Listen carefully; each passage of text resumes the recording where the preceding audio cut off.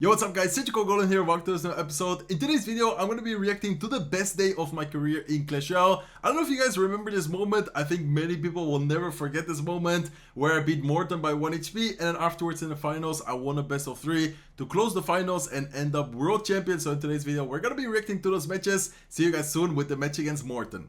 Okay, let's go guys. So I'm about to hop into the match against Morton. As you guys can see there, I'm on the tower. It was a huge tower, a lot of people in the audience, lots of people screaming, lots of people hyping it up. It was amazing. That environment was definitely, an amazing experience. And as you guys can see here, up against Morton, I think this is probably the most famous match in Clash Royale history. And then just to give you guys some context, some information about the situation, look on the left side of your screen. 2 versus 2 was won by SK Gaming, second set was won by us, by Team Liquid, and then the King of the Hill, Canayo, ended up beating 2 players. Then Morton was the last man standing for SK Gaming, he ended up beating 2 players, and then now it's this game number 5 in set number 3, so this is like the last match possible, and then also the outcome of this match, like it's just like a dream come true. Like it was actually crazy. As you guys can see on the top of your screen, I'm running P.E.K.K.A. Bridge Spam, didn't show P.E.K.K.A. yet, but it's P.E.K.K.A.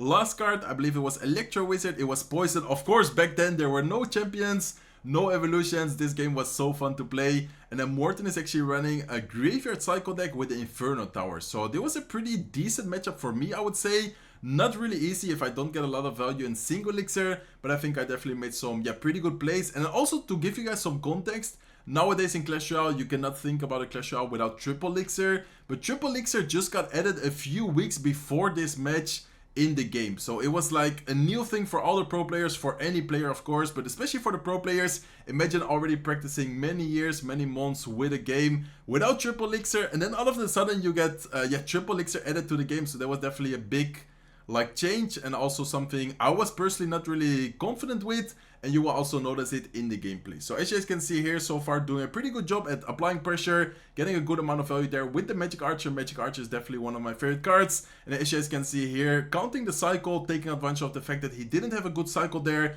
going Bandit at the bridge, force out the Snowball, force out the Valkyrie defensively, and then knowing here that I have some elixir advantage, I go with a P.E.K.K.A. to defend the Valkyrie, and then afterwards also try and counter push with it. So I remember, I don't know if it's soon, but I remember doing a prediction Zep, which was really good. I don't know if it's here. Let's see. No, it's not gonna be here because it was against some skeletons. I do go with a Magic Archer here up high to snipe the Inferno Tower. I go with a Better Ram as well. Go with a Zep, making sure that the Better Ram tries to get to the tower. Looks like it will not, because Morton does a great job at defending there with the Mega Minion, with the Archers, with the Snowball.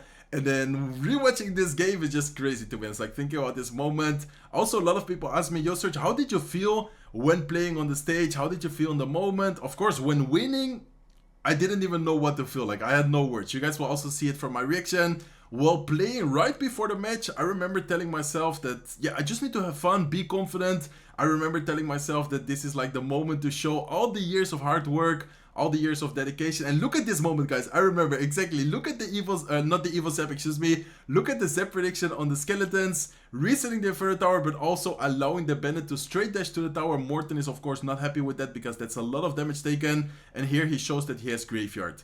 Don't ask me why. I never use my poison defensively against Graveyard. In this case, maybe it wasn't necessary to go poison defensively, but I remember there was one moment where I could have just gone poison defensively against Graveyard, and instead I didn't. Instead I took a lot of damage. So as you guys can see here, I don't want to say that I was like really nervous, but of course the pressure was really high, and then I kind of went with a bad P.E.K.K.A. And especially near the end of the match in triple elixir, I feel like I panicked quite a bit. So I feel like Morton was slowly but surely, making a comeback here actually. So as you guys can see here, he goes in for the Graveyard. For example, at that moment, I maybe could have just gone poison defensively and afterwards go with a Ghost on top of the Archers. Instead, I do a decent defense. It's also good to use troops as defensive units because this way they can counter push, but I definitely should have used my poison a little bit more defensively.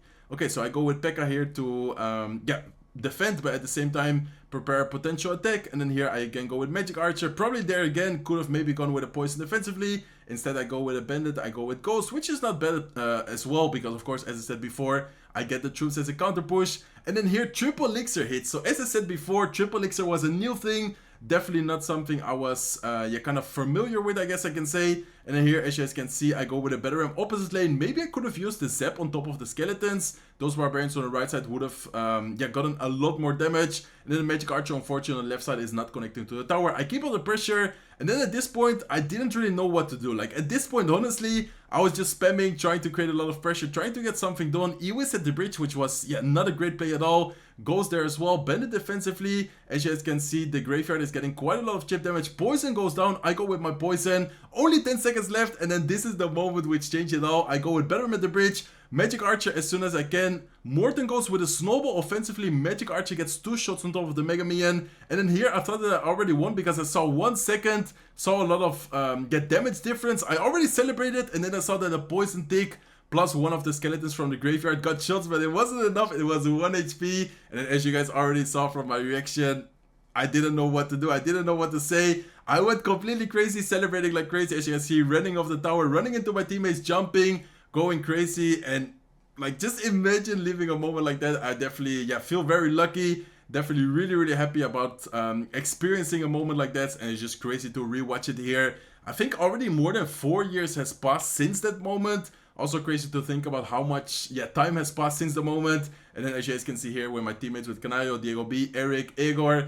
celebrating, talking, 1 HP. And then I just didn't know what to say, didn't know how to react. That was definitely my best day of the of my Clash Royale career. As you guys can see, I'm just speechless right now. I don't know what to do, I don't know what to say. I'm giving it a thumbs up. And then see you guys soon with the next best of 3 in the finals of the World Final. Okay guys, so this is gonna be the final moment. As you guys can see, admin is putting 3, 2, 1, go. I'm like, okay, thumbs up, I can do it. I remember losing the first match of this best of 3. We're gonna start watching from game number 2 and game number 3. I was a little bit tilted, not gonna lie. I ended up losing in game number 1 against an Elixir Golem deck. But in the finals, we were doing really good because as you guys can see on the left side, we won the 2 vs 2, won the 1 vs 1, lost the 1 vs 1, and then this is already match point for us. If I for some reason ended up losing, wouldn't really have been a big deal because anyways, we still had a King of the Hill to close the finals. But of course, you just wanna finish the match, get the world champion.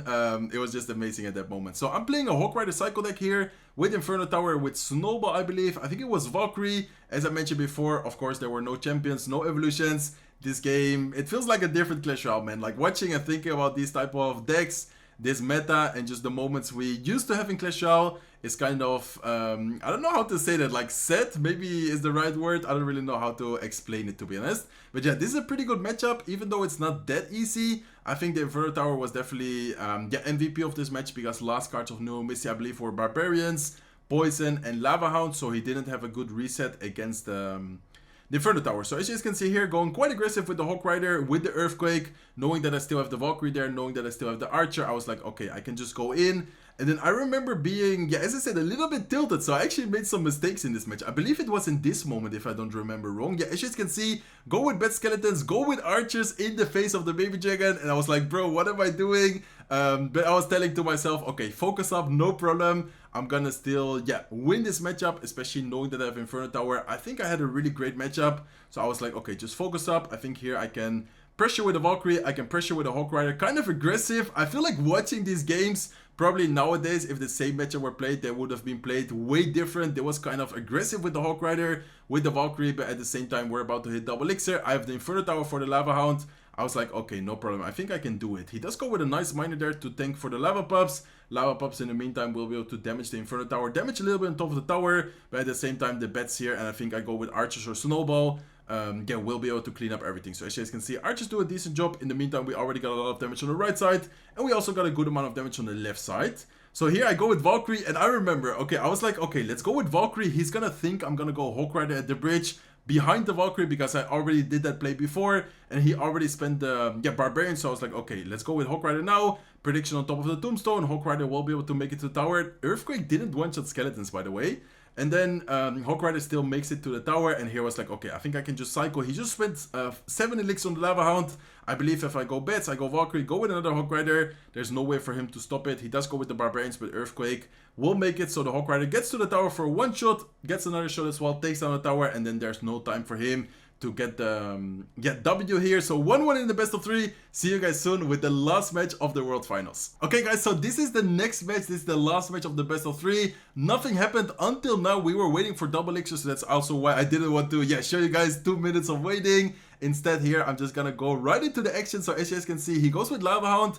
I decided to go aggressive with the Baby Dragon plus Graveyard here, and I was not expecting him to repeat. In game number 1, he played an Elixir Golem deck. I was like, okay, maybe he can go with the same Elixir Golem deck in game number 2, and I decided to play Splash Art. Back then, I don't remember why I put Bomb Tower. I think Bomb Tower because of the Elixir Golem deck he played in game number 1. Don't really remember, that good to be honest. So this is, I would say, not that easy of a matchup, but at the same time, I do get an early King Tower activation. I can go with the Ice Wizard right off to the side where the poison doesn't affect it, and in the meantime, we end up defending pretty well. He does go with another Lava Hound, but the defense was pretty clean. End up activating King Tower as well. And then look at the damage we got from the Graveyard, by the way. So this guy definitely made some big mistakes. He has a poison defensively. Back then, I don't know why, but I also did it against Morton, and this guy also never did it against me. Poison defensively against the Graveyard. People almost never did it. In that case, I spent 9 elixir with the Graveyard plus the poison. If he just went poison defensively, that's a really good trade for him. Instead, he had to spend the Barbarians, and he spent a lot of elixir. So as you guys can see, great Barbarian to kite the Inferno Dragon. In the meantime, I'll go with a Nado plus a Baby Dragon there to clean up everything. Perfect Night Prediction on top of the Miner. And then here I just go, I think it was with another Baby Dragon if I'm not wrong. Or do I have Ice Wizard in Cycle? Not sure what I have in Cycle right now against it. Yeah, I go with Ice Wizard first. And then always making sure that I split up quite a lot the troops. Ice Wizard far to the right side, and then Baby Dragon off to the side where it doesn't affect it.